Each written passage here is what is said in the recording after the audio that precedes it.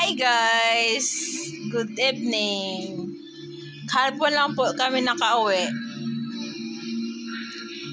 Grabe, hilong-hilo ako sa biyahe. Tsaka, alam niyo kung bakit na uwi kami dun sa Tanay. Dahil po sana dito paoperahan sa kanya. Paoperahan yung sa asawa ko.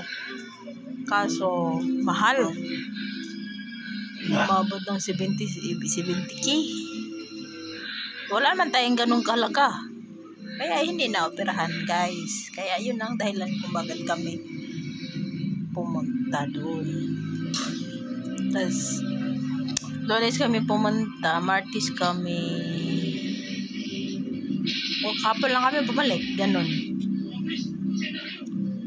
Bumalik agad kami dahil may kakilala naman siya dito.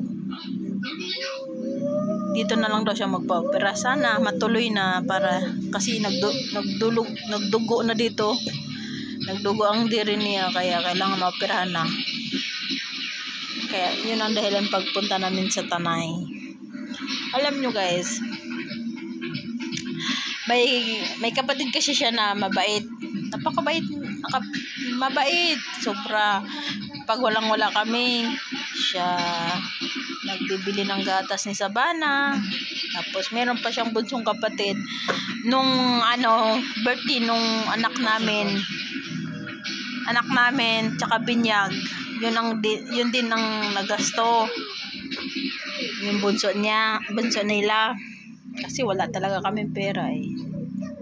Alam nyo bakit wala kaming pera? Nagbabayad kasi kami sa utang ng amo niya.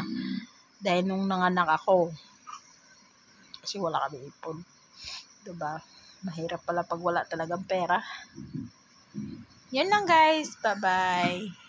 Salamat po sa inyong lahat sa suporta sa aking vlog. Bye po.